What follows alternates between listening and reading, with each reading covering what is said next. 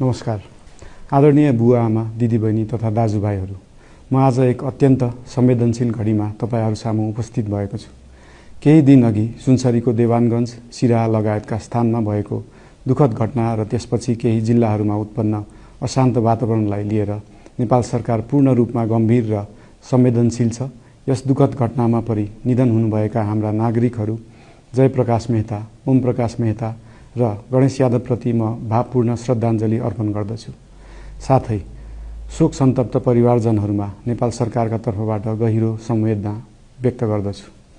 घटनामा परि घाइते हुनुभएका सम्पूर्ण नागरिकहरूको शीघ्र स्वास्थ्य लाभको कामना गर्दछु। घाइतेहरूको उपचारमा कुनै पनि प्रकारको कमी वा ढिलाइ हुन नदिन सम्बन्धित स्वास्थ्य निकायहरूलाई स्पष्ट निर्देशन दिइसकिएको छ।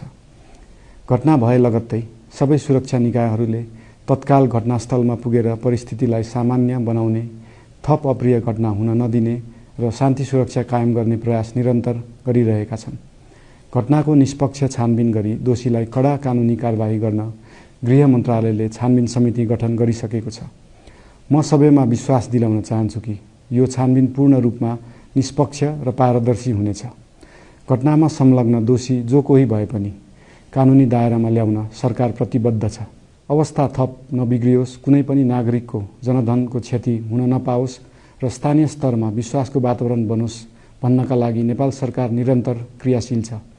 परिस्थिति सामान्यीकरण गर्न केन्द्र स्तरमा सर्वदलीय बैठक आह्वान गरी गहन छलफल गरिएको छ। स्थानीय तहसम्मै जनप्रतिनिधि, नागरिक समाज, विभिन्न धार्मिक गुरुहरू, समुदायका अगुवा तथा सामाजिक व्यक्तित्वहरूसँग निरन्तर संवाद भइरहेको छ। स्थानीय स्थितिको प्रत्यक्ष अनुगमन गर्न, पीडित पक्षसँग संवाद गर्न र शान्ति सुरक्षालाई थप सुदृढ बनाउन गृहमन्त्री स्वयं सो स्थानमा पुगिसक्नु भएको छ। साथै देशको समग्र शान्ति सुरक्षाको अवस्थाबारे गम्भीर समीक्षा गर्न राष्ट्रिय सुरक्षा परिषदको बैठक बसी परिस्थिति अनुसारका आवश्यक निर्णयहरू समेत गरिसकिएको छ। यस्तो संवेदनशील घडीमा सामाजिक सञ्जाल वा अन्य माध्यमबाट असत्य, अपुष्ट सूचना, अफवाह, घृणा फैलाउने सामग्री वा समुदायबीच वैमनस्य बढाउने अभिव्यक्ति प्रचार प्रसार नगराउन अनुरोध गर्दछु। साथै सरकारी निकायहरूबाट जारी भएका आधिकारिक तथ्य र सूचना मात्र विश्वास गर्न विशेष आग्रह गर्दछु। प्रत्येक नागरिकको जीवधनको रक्षा गर्नु, सामाजिक सद्भाव जोगाउनु र समाजमा शान्ति कायम राख्नु राज्यको सर्वोच्च र प्राथमिक दायित्व हो। आगामी दिनमा पनि राज्य थप सतर्क र संवेदनशील रहनेछ। प्रत्येक नागरिकको जीवन सुरक्षाका लागि सरकारका सम्पूर्ण संयन्त्रहरू अहोरात्र खटिनेछन्।